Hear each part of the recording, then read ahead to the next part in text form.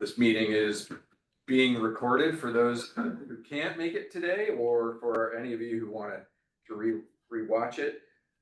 But first, I'd like to just say congratulations to everybody, all the Foundry teams on your progress this far and sticking with it.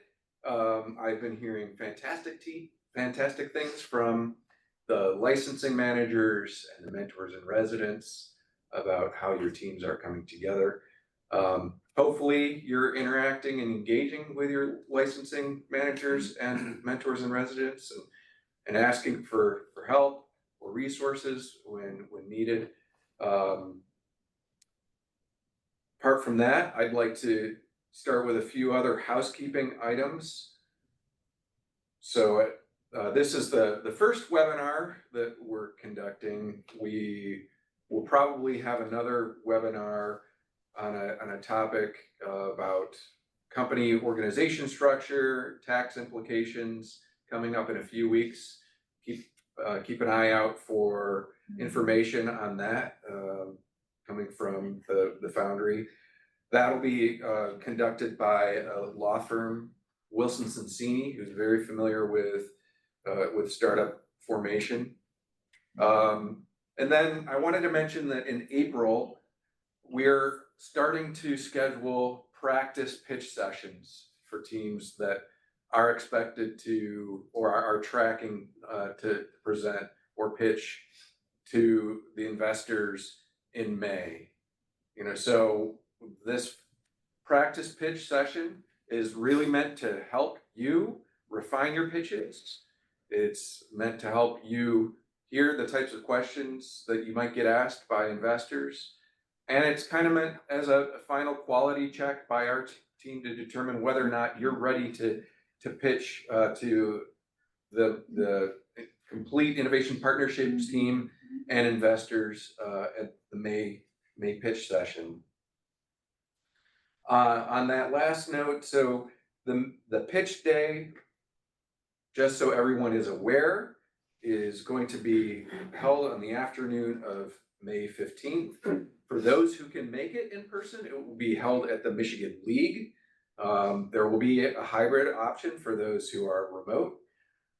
Again, you may not all be invited to pitch at that final pitch session. It's meant for teams who are ready, to take an option or a license to the technology from the University of Michigan. So it's as determined by our internal team whether or not you're going to be ready for that final pitch. The pitch is not going to be open to the public, but in addition to our teams, as I mentioned, there will be select other investors who will be invited to attend. There are investors from our ecosystem who are very involved in investing in seed stage startups that are spinouts of the University of Michigan and other universities. So they're prepared for very early stage pitches.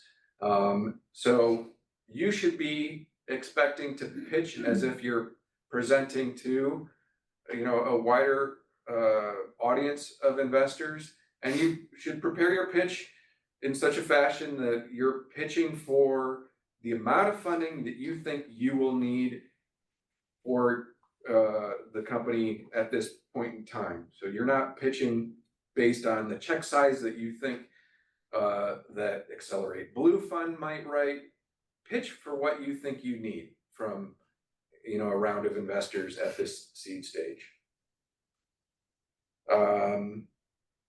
I will send out more information and a save the date for the pitch session shortly, but I just wanted to make sure that it's on everyone's radar if your mentors and residents have not already told you. Lastly, I'm sure you have additional questions, but I'd like to save them until the end of this session. I'd really like to kick things off and get things started with David Olson. I'm sure if you were all in attendance for the orientation session, you saw David's presentation on how to maximize your time in the Foundry, and you know that David is a multi-time startup founder. I think what, 7 times, David? Yeah. 7 times he's founded startups, including several times spinning companies out of academia. So he's witnessed firsthand how critical this stage is, how critical it is to discuss and agree upon roles and responsibilities of the team and establishing a fair compensation structure that rewards all the individuals who are going to be a part of the startup for their contributions going forward to the success of the startup. So with that, I'm gonna hand the mic over to David. David's gonna share his screen. He's gonna walk through a presentation. Following his presentation, we're gonna open it up to all of you. We've got the remainder of the ventures team in the room or online.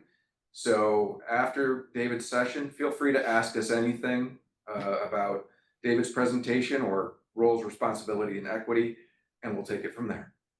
David. Okay, thank you. I'm really happy to be able to talk to you about this. I will say, for those who saw me in the last presentation, I talked about how creating a company is a little bit like getting married, and I've been married 7 times. I've been ribbed about that many times. I'm in fact happily married, and I'm about to have my 30th anniversary. So I've only done that once.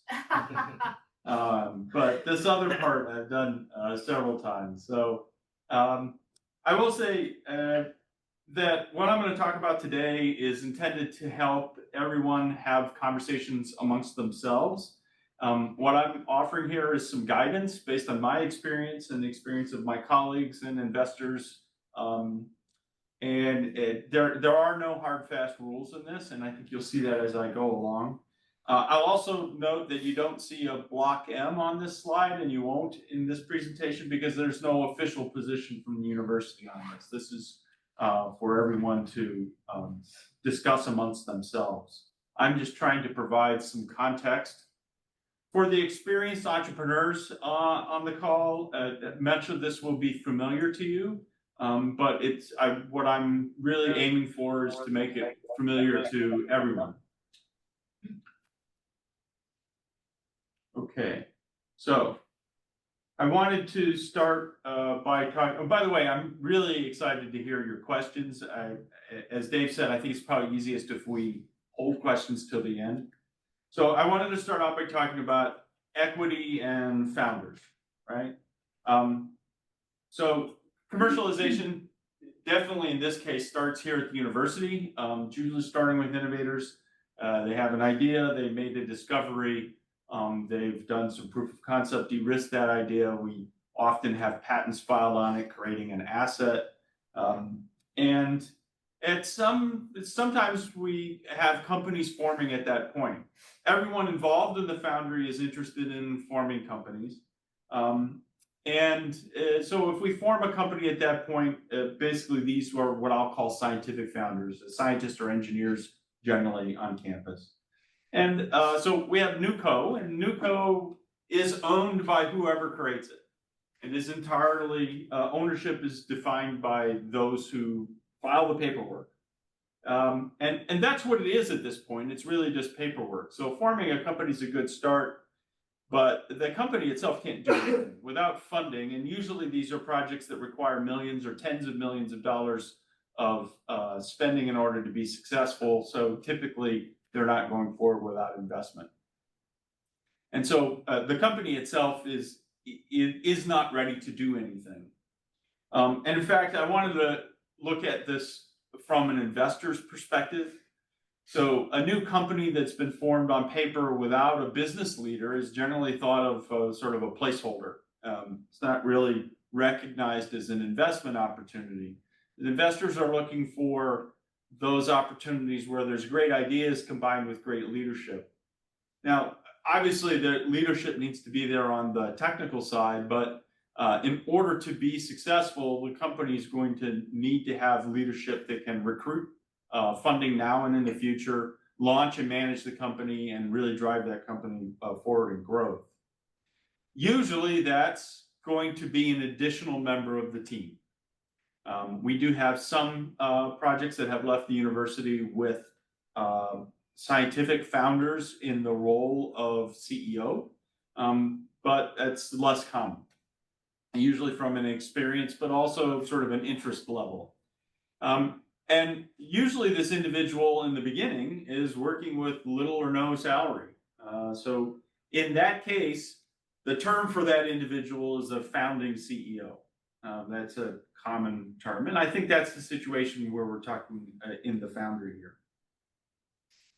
So I wanted to go over, you won't be able to find an investor who doesn't know this metaphor, and most of them use this metaphor to talk about how they see the team members here at this point.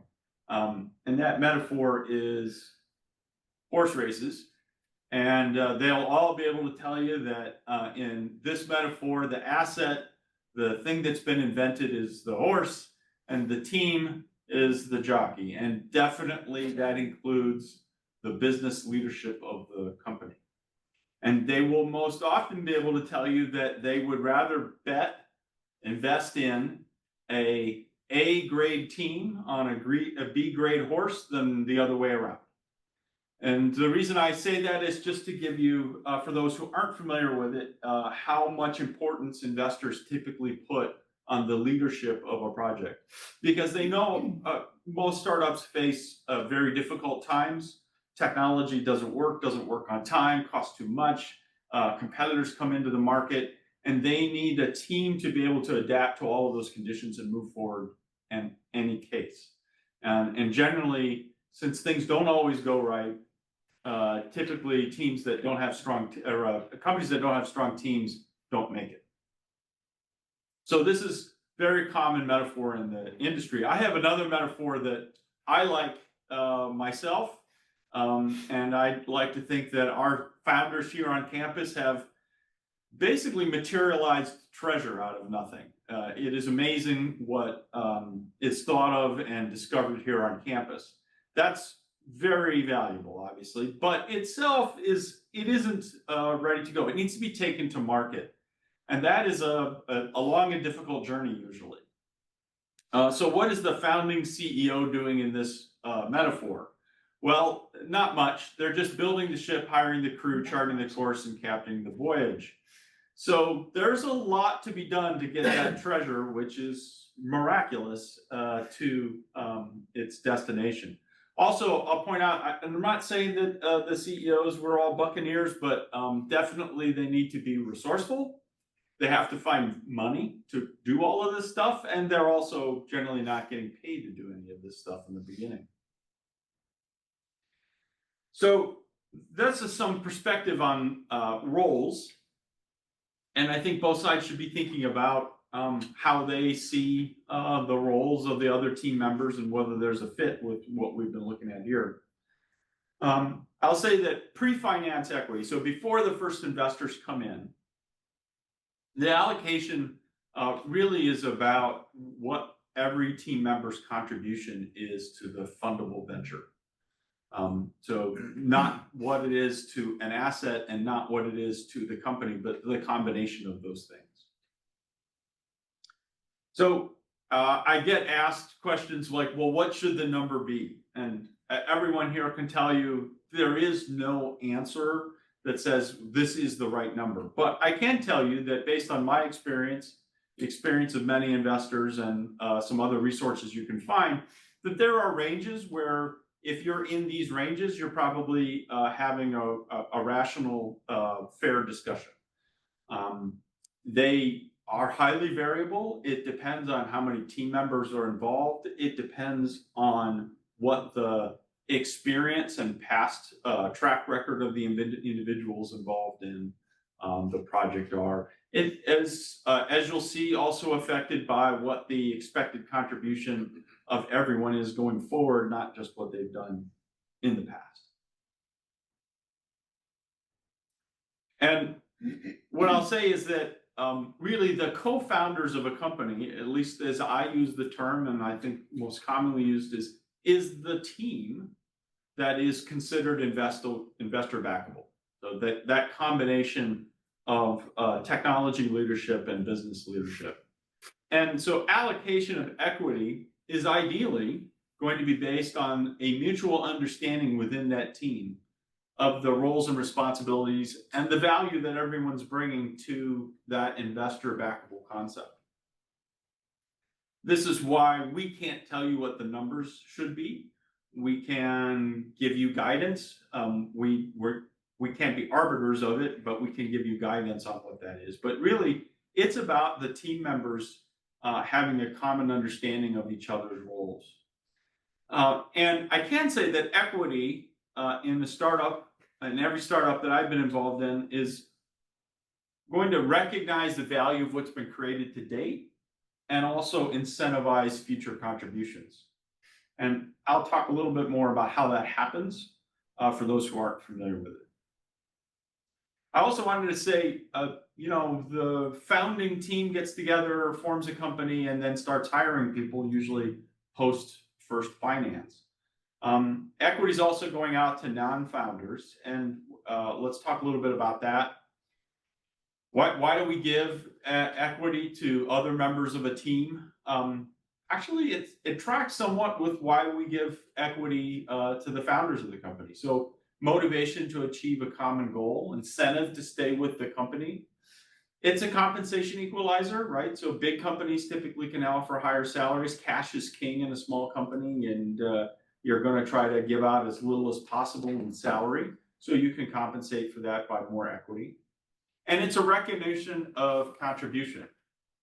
This is an area where there can be a lot of discussion and different perspectives, right? In my view, the amount of equity is primarily influenced by the role of an individual, not necessarily by whether they're the 10th or 20th hire. Definitely folks who are hired on earlier in the life of a company have a higher equity position than those who are hired later, but that's also relative to their roles. And especially this is true after the initial financing. For those who are members of the startup team, folks who might not get a lot of equity if they were in the company after the company had raised capital, but are participating in making it possible for the company to raise that capital and get started, they are going to be recognized with a higher percentage. So what are those percentages? Again, there's no perfect answer to this, but I think that the numbers I'm going to show you are generally common. So again, we have in the pre-financing state, we have founders and the founding CEO. And then after financing, so let's say we're replacing a CEO in the future, for instance, maybe the company's outgrown the interests or capabilities of the initial CEO, or for some reason there's a change. Typically, that's going to be single digits, high single digits. Other senior executives who are being hired in after the company has been formed and after the company's financed, so chief commercial officer or vice president of R&D, something along those lines, is typically going to be single digit percentages.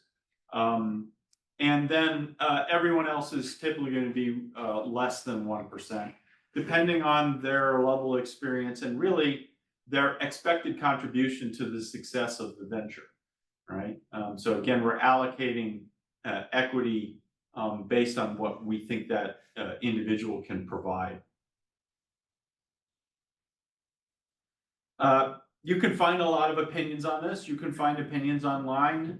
You can talk to the other mentors and residents, whether we're on your project or not on your project. We'd all be happy to have a conversation with you about our experiences and what maybe we've experienced that's relevant to your particular situation.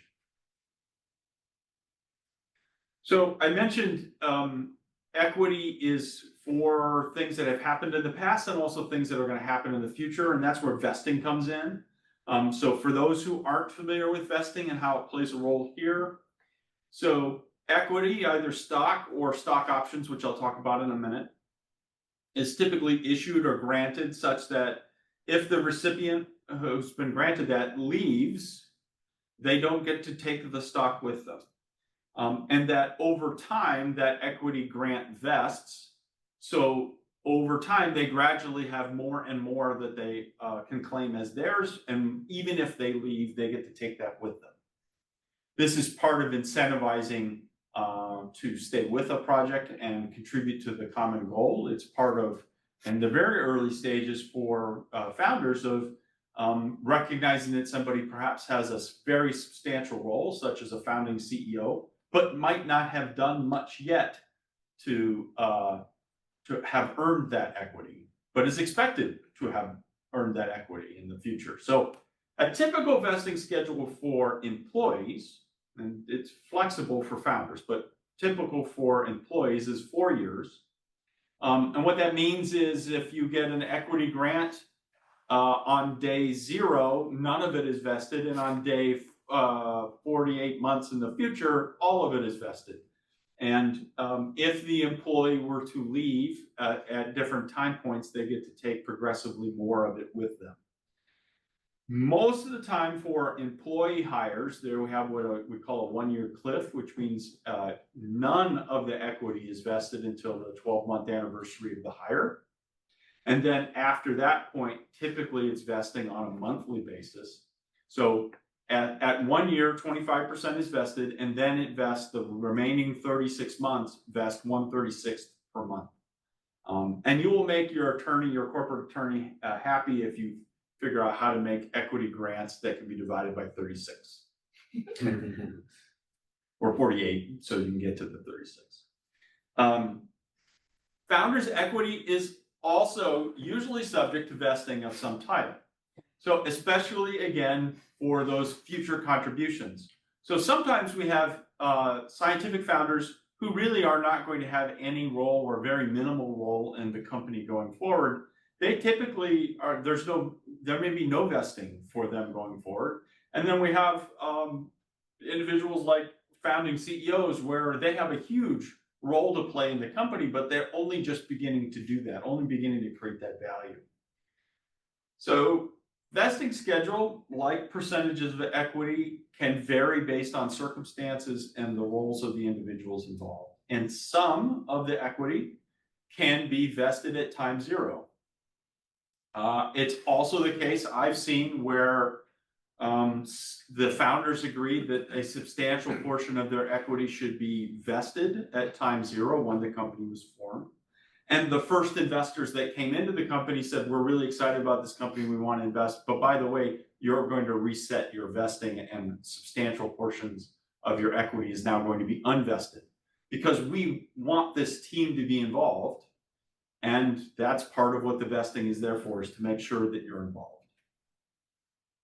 I will say, as best practices, even for founders who are maybe only going to have an advisory role, and that's not uncommon for academic founders, those roles should be codified in contracts that have scope of work and terms enveloped. And that's important because if there's an expectation of future contribution, that should be something that is a revocable on separation. So I made the joke before, I've been involved in many of these marriages, they haven't all worked out, right? I've seen founders fired from a project. I have fired founders from a project, and I've been fired from a project as a founder. This is very common, it happens all the time. And so what isn't good is if everybody says, well, we all own this company and let's just go forward. And then there's no way to reflect what happens thereafter.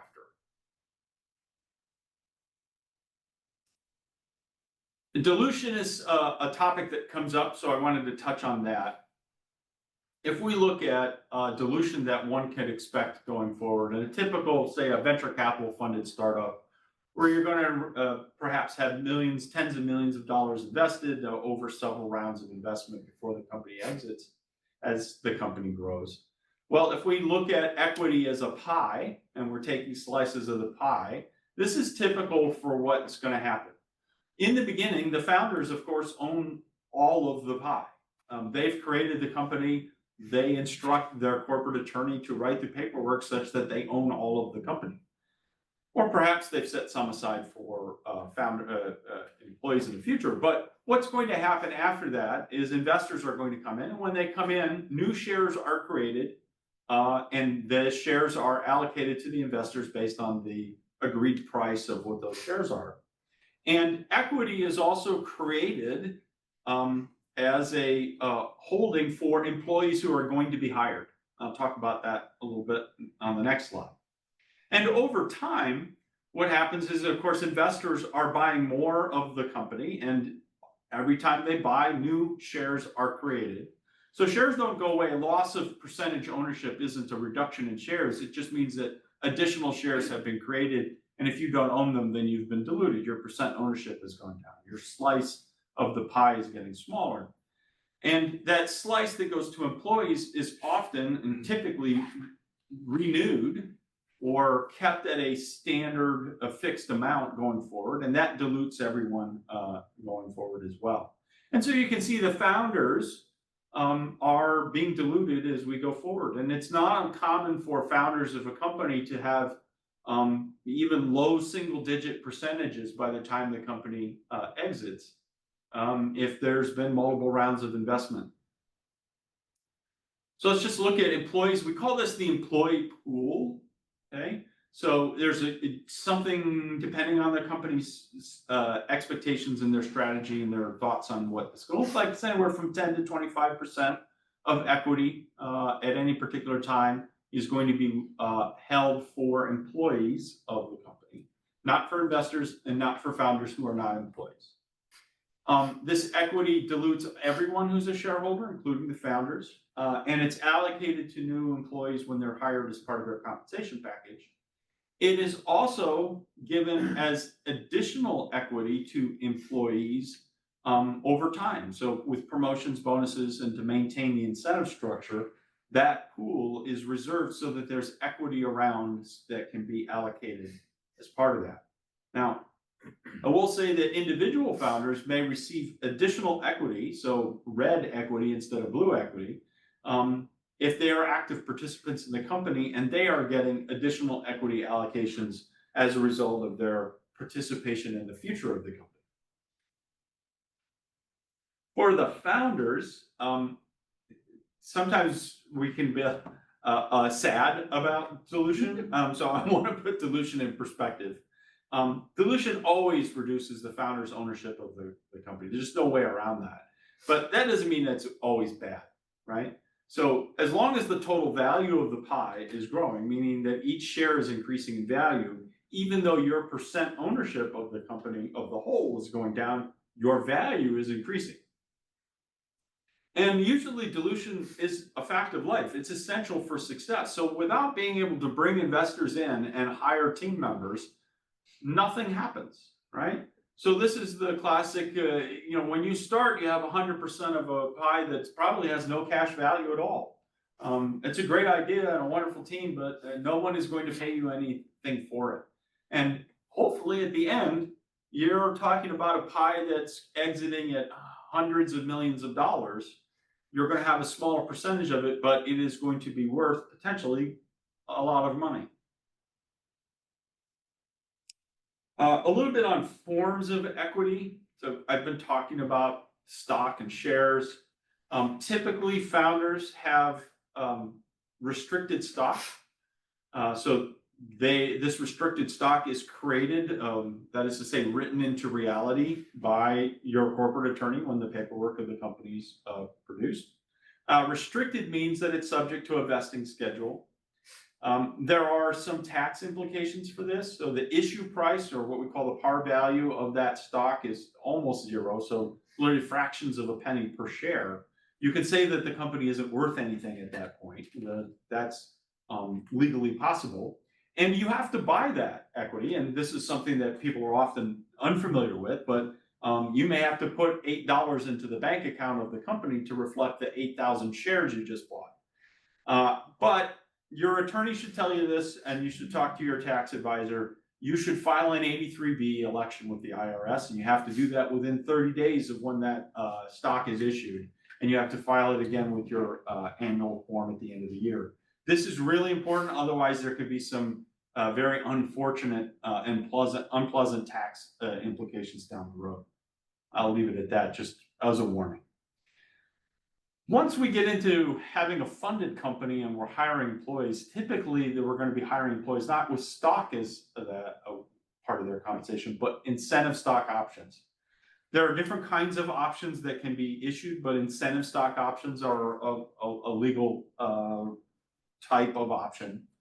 An ISO is a contractual right to purchase stock at a fixed price, even in the future. I'll show you how that works and why that's advantageous for employees on the next slide. And finally, I just want to point out that Founders employees get common stock. Investors generally are seeking preferred stock. 1 share of common stock and 1 share of preferred stock are still 1 share, but preferred stock has certain rights and protections associated with it. And preferred stock almost always ends up yielding more dollars per share than common stock does. That's just a reality of the investing world. We call this the part of the golden rule, and that is those who have the gold make the rules, and the rules are preferred stock.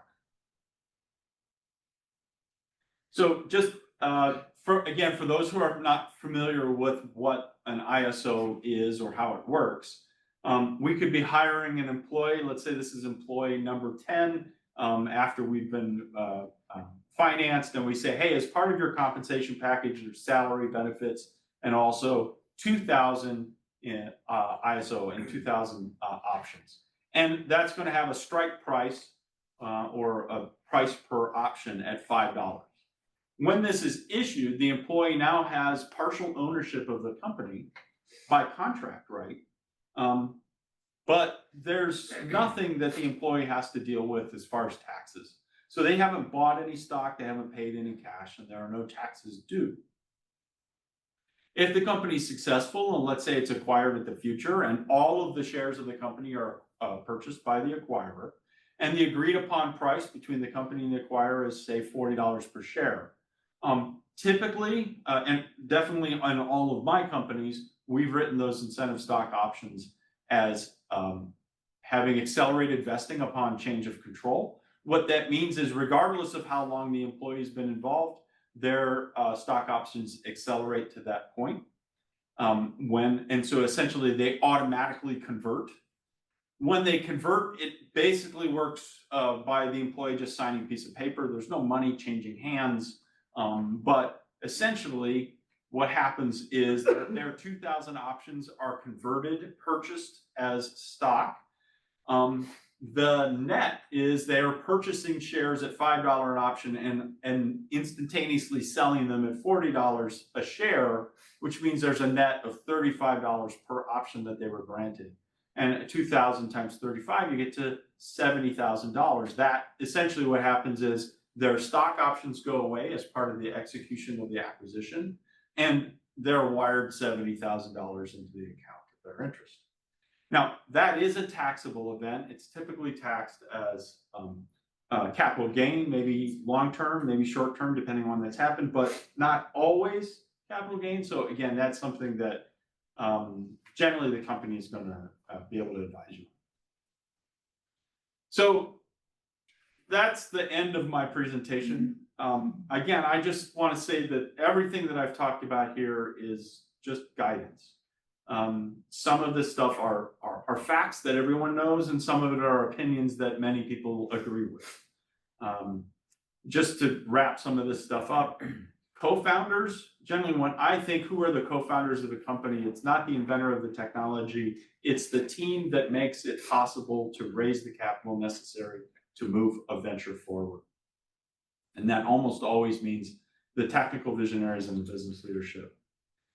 When I use the term founding CEO, I'm talking about a business leader who comes in before there's money and makes it possible. Using that metaphor, they build the ship from the very beginning and pretty much are responsible for everything else after this. Equity can be granted for what's already been accomplished and what is expected to be achieved. And this is particularly relevant when we have large percentages of a venture being allocated to the founders, who may have differing portions of the value that's been created and the value that's expected. And vesting is a way that we can tie the equity grants to expected contribution. So that's the end of my presentation. I'm happy to answer any questions. I'm happy to answer those questions now or with any of the teams that I'm working on. Well, all questions except for those that come from Don. Yeah, I have a real one. I'm happy to talk with anybody at any time. All of the mentors that you're working with be happy to talk about this topic as well. I have a real one. Yep, go ahead. Don Manfredi, Innovation Partnerships. Dave, I want to say first, this was a fantastic presentation. Well done. When you're talking about grants of equity, you talked about what they've done previously and what's being done in the future. Is there a weighting that you would put in to say that maybe what's being done in the future may be worth more? I've had situations where founders may have, tried to keep more than potentially was reasonable for what had to start coming later. How is it weighted? Do you have an opinion? Yeah, so let me just start with something that was just being shared by Jeff Kidendorf when we were talking earlier, that it is really about the relationship between the individuals who are and ultimately everyone has to feel comfortable that what's happening is fair for everybody involved. And I don't know how that's going to break down. Again, there's nothing about this where you say, well, that's ridiculous. As long as you're in the ranges of what I put on the screen, you're probably not going to get a "that's ridiculous" comment from me, anyways. There's a lot involved with how much went into the creation of the idea to date, what the track record from commercialization and entrepreneurship from the inventing team is relative to the whole. If the CEO that you're bringing on to lead your company just sold their second $1 billion company, they're probably going to take most of the equity, and you should be happy with that because that means your equity is going to be worth a lot, right? So there's no fixed number here. What there is a requirement that everybody involved understand the contributions of the other members of the team and recognize that, and that everyone feels recognized. If not, it's starting a marriage that's going to go to divorce very quickly. Thank you, David. Hope that answered your question. Perfect. We've got a question up there. Oops, it disappeared. I can read it. Allocating board seats. Yeah. Right. So the question is, what are your thoughts on best practices when it comes to allocating board seats? So, generally speaking, in my experience and my perspective on it would be the substantial shareholders that are founders of the company have the board seats to begin with. So for instance, the first company that I was involved in, I was not on the board. I had basically a quarter of a founder's share of the company. The company was formed by some faculty members. I was a postdoc helping out, hadn't been involved in any of the invention. So they formed the company and they were the board. When a CEO was brought in, the CEO was on the board and became part of the board. Typically, from that point, the CEO stays on the board and the founders begin to fall off the board. So investors require board seats when they come on board. They, no pun intended there, and that varies. So if you have two venture capitalists involved in an A round, probably both of them are going to ask for a board seat. You may have some follow-on investors who say, we just need observer rights. We don't actually want to be on the board or need to be on the board. Boards should always have an odd number of board members. So your corporate attorney will advise you that it's very bad to have even numbers of directors. And so typically, as you're going to have a board of 5, maybe you start with a board of 3, go to a board of 5, go to a board of, generally, I don't like anything more than 7. If there are going to be 3 or 4 major investors involved, well, they're going to have 3 or 4 seats. There might just be 1 seat left as a representative of all of the founders who are not the CEO. That's not uncommon. So what should the board look like from the very beginning? It's going to be the owners of the company. That's very quickly going to change when you achieve your objective of bringing investors on board. that is helpful. And just as a follow-up on that, David, is there a hard, fast number initially, like, you want it to be odd, but like, when does it get silly? Yeah, so, if you have 7 founders of the company, you could have 7 members of the board. As I said, I don't wanna have more than 7 members, but I don't know of any startup that ever has 7 founders of the company. 3 and 5 are good numbers. David, you mentioned that the mentors and residents can offer guidance throughout this process. Do you have a recommendation for how teams might go about sort of facilitating this conversation? And who else should they rely on as advisors in the process, other than the mentors and residents? Who else should they reach out to? Yeah, so that's a good question. I will say, again, there are no rules around this. This is if we go with that metaphor of a marriage, all marriages come together in their own ways. Sometimes on a first date, sometimes, years down the road. So I think if the intention is to be in front of investors in May, this is a conversation that should be happening now. And the purpose of this presentation, of course, was to create a backdrop for everyone to have those conversations. And especially for those who maybe are unfamiliar or uncomfortable with the environment, to have some common experience by which to reference in those conversations.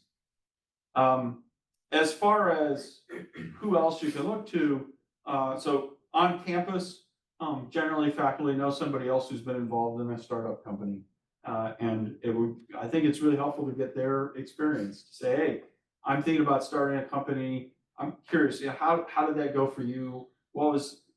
How did it evolve? They may not want to talk about what their percentages are, but they may be able to talk about when they had decisions, how they made the decision, whether they were comfortable, whether they had regrets about the decision or would do it different. Those are all sorts of things.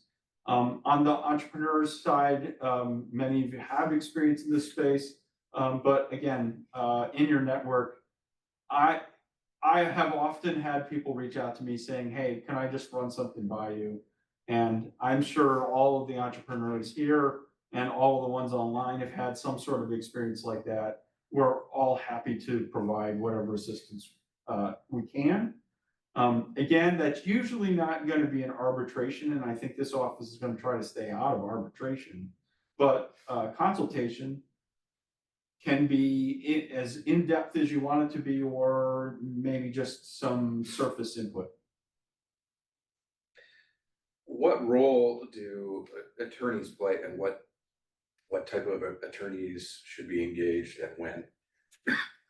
Yeah, so every company needs a good corporate attorney who has experience in investor-backed startups.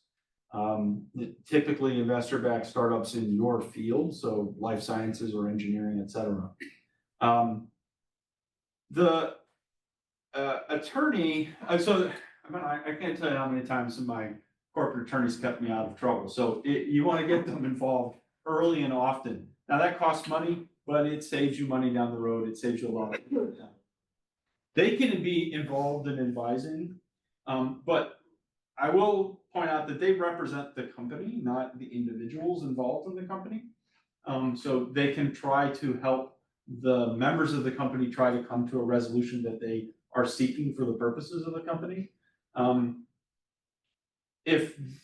But their client is the company, so there are going to be limitations on, they're not going to be able to advocate for any one individual. But they may be able to do arbitration if there are questions. Typically, you go into the attorney and say, hey, we want to form a company, we're going to look for investors, should we do a LLC or should we go straight to a C Corp and form a Delaware C Corp? And they're like, great, how do you want to split the equity? And that's really up to you. Now, they can give guidance on what they have seen, and again, if you're working with someone who's experienced, they've seen a lot of startups and they have some idea of what is typical, but ultimately the decision is going to be up to the founders, the creators of the company.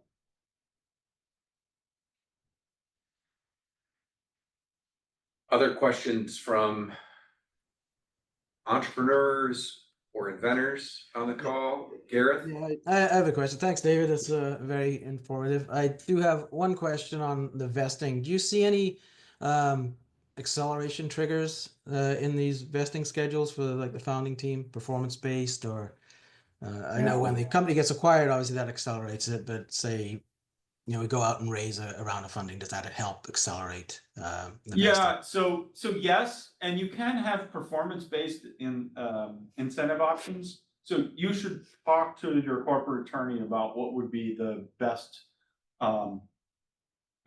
the best tool to accomplish what you want to accomplish, what you think is fair. And that's where your corporate attorney can be really helpful, is to say, well, this is what we want, how do we make it happen? Without getting in trouble with the IRS or something along those lines. There are some issues with setting performance of fundraising to and having equity trigger on the fundraising, because then that's really a broker situation. So legally you might be a broker, although if you're an employee, I know that's true for if you're an advisor to the company. I'm not sure, frankly, how that lays out with being an employee, because I do know that there are performance options that are available. It is very much an area where I've seen different things done, with the founding CEO coming in saying, wow, if we are successful in raising $5 million and putting together a team of 12 people in a laboratory with the IP licensed and all of this stuff, and you were definitely a major participant in the creation of the company, and your equity should reflect that as the founding CEO member of the team. But how do you get there? Because on day one, you haven't done that. And in fact, it's possible that 3 months down the road, everybody involved will say, this was a bad idea, we're getting a divorce, right? And it is a sad circumstance, but we've seen it where equity's already been allocated and can't be retrieved because there's no vesting. Likewise, from a founding CEO, you're putting a lot on the line, right? There's a major commitment that's going on here. Any company that I've been involved in, it's a heart and soul sort of thing. There's major opportunity costs for those who are coming in. And you don't want to get 6 months down the road and then the team has a bad hair day and decide they don't want you to be involved anymore. And you have nothing to show for it because you've generally been working without any income. So usually I've seen a combination of time and event-based activities as vesting, right? So typically a founding CEO is going to have a short window of vesting. They may have a short cliff to say, well, if we're still together 6 months from now, I start vesting, right? Or whatever time the team thinks is appropriate to say, we're going to give this time. The founding CEO is saying, I'm willing to commit that much of my time towards this project to prove that we're going to work well together.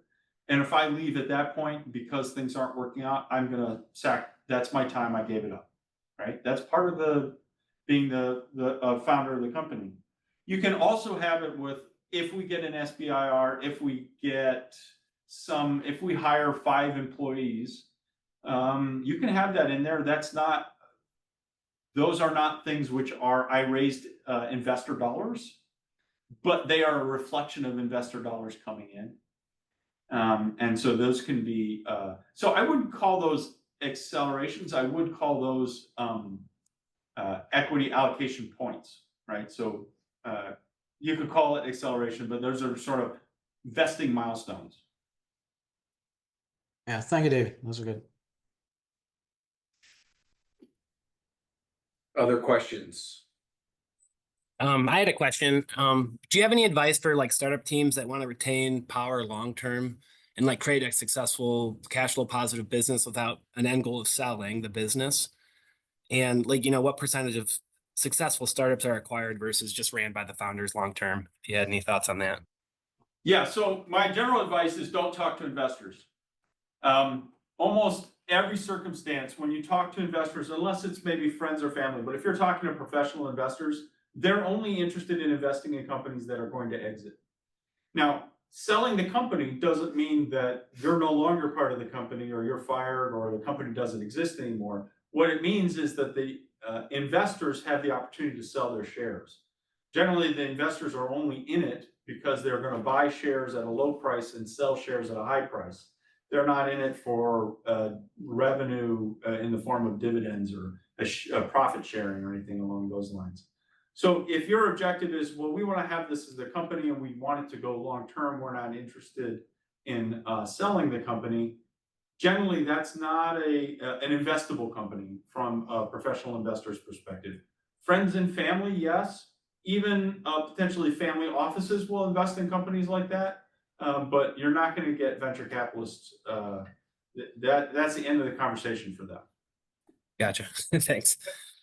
And just to add one point to David's comments, and not every startup that comes out of the Foundry has to be venture backable, right? So not every spin out of the University of Michigan is a venture backable business. Yep. They can be businesses that are revenue generating that don't need to pursue venture investment and aren't set up with the ultimate objective of achieving an exit. So I just wanted to clarify that not everything that comes out of this program has to be venture backable in the traditional sense. Yeah, most companies that have ever existed, all the startups way back to we're selling coconuts, whatever, they didn't have venture capitalists involved, right? So that's a perfectly fine thing to do. But for investors who are investing on the behalf of a fund, they are investing to put money in and then get money out. They cannot hold that equity long term. So that company either has to go public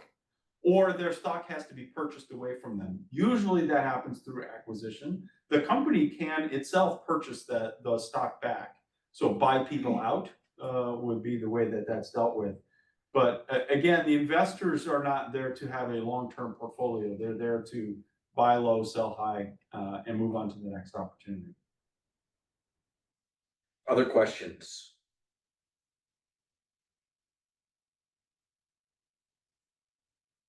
Anyone else? Anyone from the ventures team want to ask a question or weigh in? I could walk out of the room and they could tell you how I'm wrong. David, I thought this was excellent. Just echoing Don's earlier comments. You know, it's an excellent presentation, and I thought the Q&A was also fantastic. Again, just to wrap up, please look out for more information coming from the Foundry email about the next webinar, which will be on or organizing your company. So it's actually going through the process of setting it up and things to think about when it comes to corporate structure. So that will take place in a few weeks. We're working on timing for that. And also keep an eye out for save the date for the May 15th pitch day or selection day, if you will. In addition to that, we are very excited in the next month or so to start hearing your team's pitch in the practice pitch sessions with our team. You know, don't worry if your pitch is still a bit raw coming into those sessions. That's why we're here. We're here to provide constructive feedback to all of you and to help you refine your pitch before you go out into the cold, dark world and start pitching to investors in earnest. So, you know, please think of it as a friendly environment to work on your pitch and to engage us in a dialogue if you have questions about how you might present things. With that, any other questions, comments, feedback? Hearing none, I think I'll give everybody 3 minutes of their time back. Thanks, everybody, and looking forward to seeing you again soon.